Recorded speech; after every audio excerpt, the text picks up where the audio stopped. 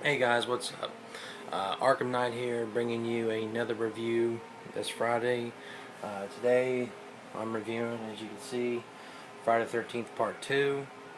Uh, I'm doing a Friday the 13th in chronological order every Friday, leading up to the release of, lost train of thought, the Crystal Lake Memories documentary that's coming out.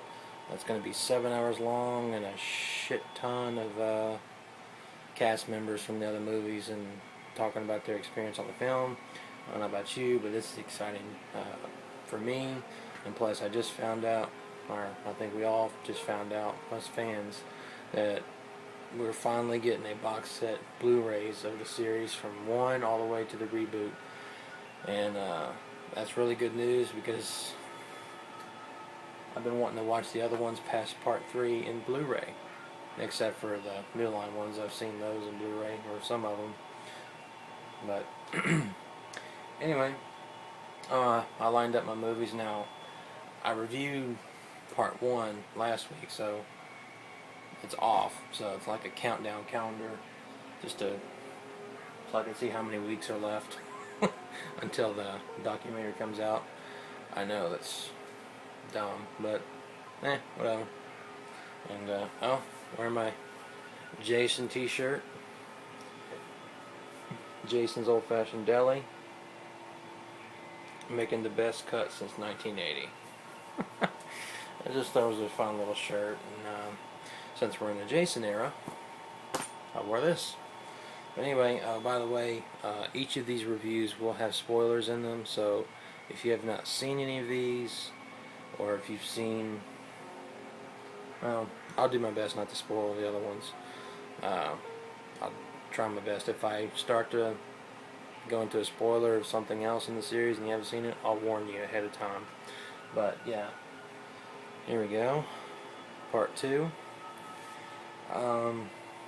Easily my favorite in the series. Where do I rank it? I'm not sure, but like I said, once the documentary comes out and I review that, I was going to give a top 12 of my favorite Friday the 13th, but this is very high up there. I'm not quite sure where I'm going to put it, but I love it to death. I mean, it has everything that I want. A creepy Jason.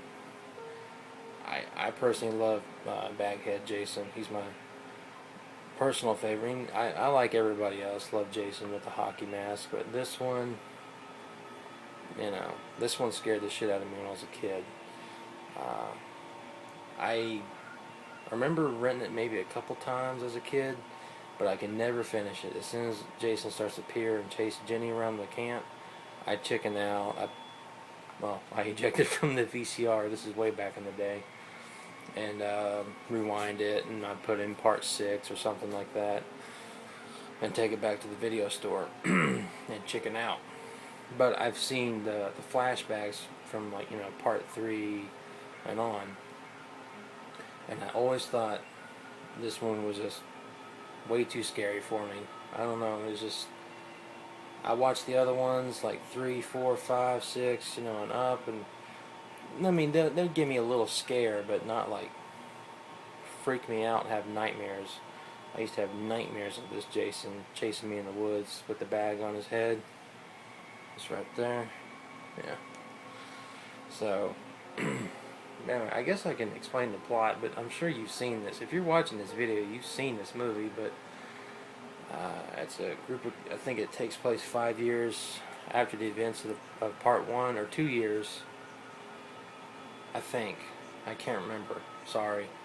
I watched this last weekend, and it's been a while since I've seen this, but forgive me for that. But I know it's been at least 2 to 5 years. If I'm wrong, correct me in the comments. Camp Crystal Lake is closed, so they go to a different campsite, but it's in the same area as Camp Crystal Lake. And counselors are coming in to train. It's like a counselor training facility or whatever. And it's kind of funny too when you watch this and you see all the group of counselors that are showing up. There's a lot of kids in this, but I'll get to that. Not kids, I mean like young adults. this is, and just same as any other Friday 13th. They show up in the woods, and one by one they're being killed off by Jason.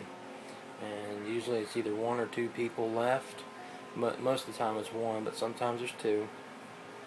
That's trying to survive the night from Jason. And it happens to be Amy Steele, which, by the way, she is my all-time favorite, hands down, survivor, heroine, girl, however you want to pronounce, call her, in this entire series, and in the horror genre, period. I mean, I don't know what it is about Amy Steele. I think it's just, she sells the terror very well, in my opinion. Like, I believe she's scared out of her wits, and I also believe that she could be headstrong and keep it together, even though she's scared to death, and just quickly come up with plans on how to dodge Jason's attacks and how to trick him and thinking you went this way and you're going to go that way. I mean, and plus she has that natural beauty. I think she's very pretty, and she's just my all-time favorite survivor girl. I really wish that she came back and do the other ones. They did a funny little thing. I saw this on YouTube today, actually, of a Q&A she did in Germany.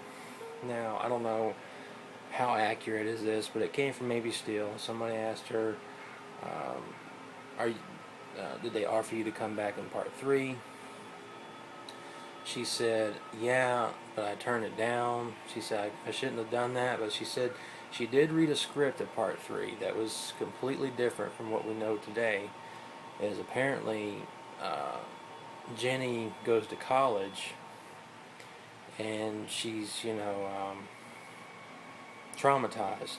She's probably having nightmares. She's seeing visions of things walking down the hallway, just creepy, intense things. And later on, in the beginning of the movie, she goes down to the laundromat of the dorm, and she opens the dryer, and Paul's head is in there. And then after that, she didn't share what else happens, but she says it's just a kick-ass time, whatever that means. So, kind of sucks. Really liked Amy Steele. I really wish she would have done at least one more. But yeah, I know she didn't go on to do a whole lot. I don't have IMDb up. I know she did this in April Fool's Day in 1986, I believe, which, by the way, is an awesome slasher. You should go check that out if you haven't.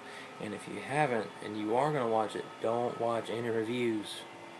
You're going to spoil something. So, don't look at any reviews. If you haven't seen it, go watch it.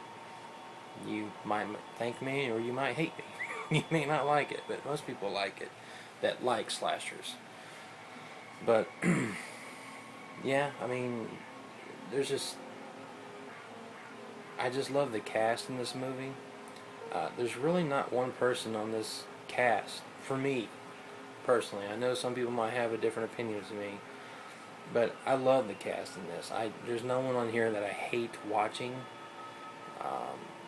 The only person... Oh, by the way, I'm going to have to split this up into 2 parts, so I'll be right back. So watch part 2 of this, please.